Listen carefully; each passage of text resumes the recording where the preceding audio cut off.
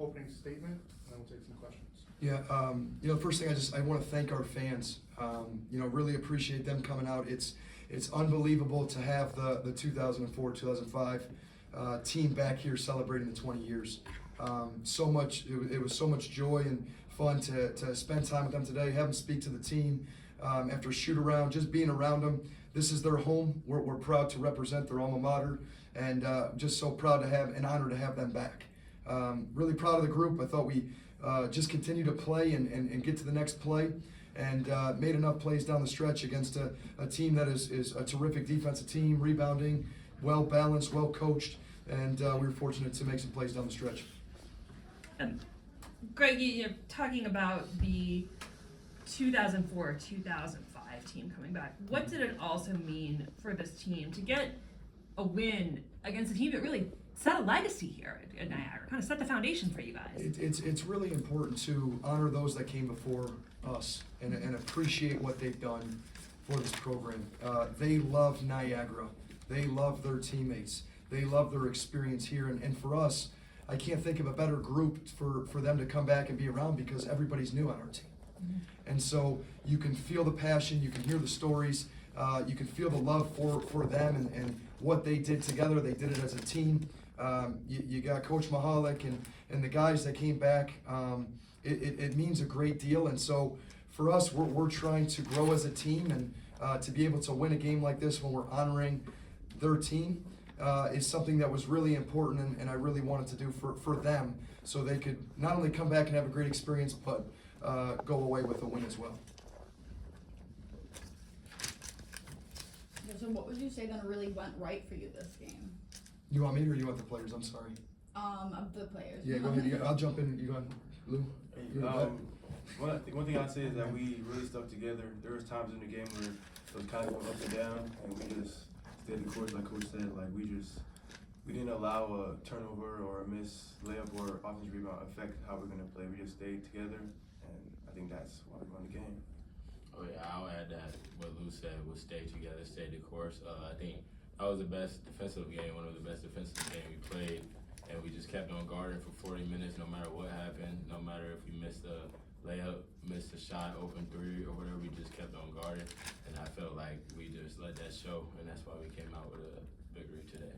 And this question's for either player. Your team hit a couple scoring droughts, about 2.5, 3 minutes in the first half, and then one in the second half.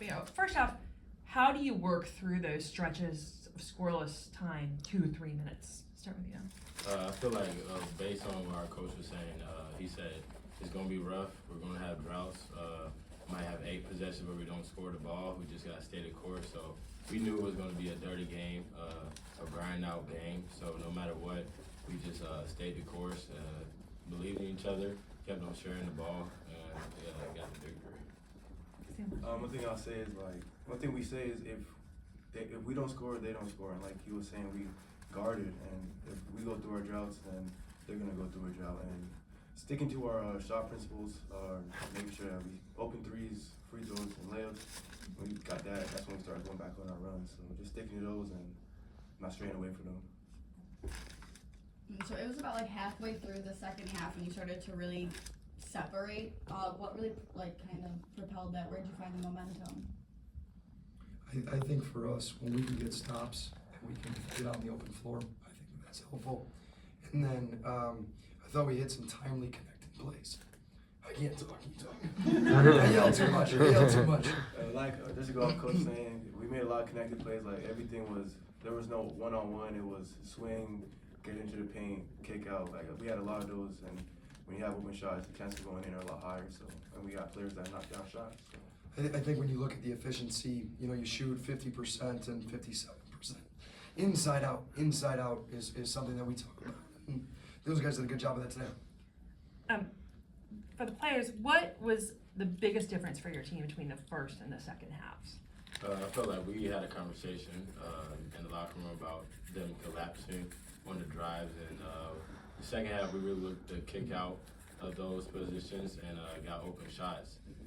We drove the paint, found the open guy, and I felt like that was the biggest difference. And we just, I feel like our defensive level picked up also. The bench was active, everybody was active, talking, and I felt like the intensity just kept on rising on the defensive end also.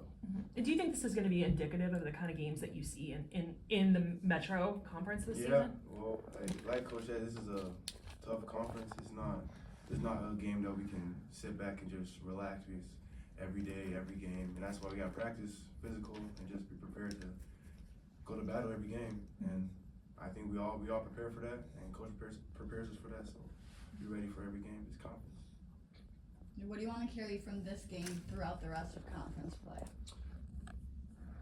I want to go one day at a time. You know, so for us, we're still building our habits, we're still building our identity, and being able to learn from this game. You know, we want to learn whether we win or we lose, so how can we continue to take steps forward and grow? And we want to make sure that we can learn that tomorrow morning and then get prepared for Sunday and just keep putting one foot in front of the other. So how can we continue to build up this is we did some good things, but we certainly have a lot of areas that we can get better at, work at, and that's what we're going to try to do as we get prepared for Sunday. Also for the players, you know, Greg spoke very highly of meeting the 2005 team. What was that like for you guys to meet a piece of Niagara history and be able to win a game in front of them as well? I think it's really good we hear a lot about the history here, but just to be able to actually see them, see the coaches, see the players. I think from the jump we can feel the energy in the room, and I feel like it's just nice to be able to play for those that came before us. And I think, you know, they came back, they won, and I think they deserve to see us play the hardest the same way they played. I heard they were 13-0, and you don't do that just playing last days ago. So we had to play hard for them just as they did. So I think that was really good for us. Oh yeah, I feel like their championship culture really brought a lot to us. I was getting a chance to talk to them before the game also, and they were speaking so highly of what they did to get there to the next level. And it was just hard work, dedication, listen to coach every day. So we pretty much tried to do that, and they also said that they didn't want us to lose on their day too. So that was kind of some pressure too right there. Didn't want to lose in front of the chance too. So right there, yeah. We're a part of something bigger than us, and to have them back, all former players, managers, coaches, we want you to continue to come back, come to road games. This is your program, and we're proud to be a part of it, but we're all a part of something bigger than us, and we're going to continue to try to work to represent those that came before us and make them proud. Any other questions? Thank you, everybody.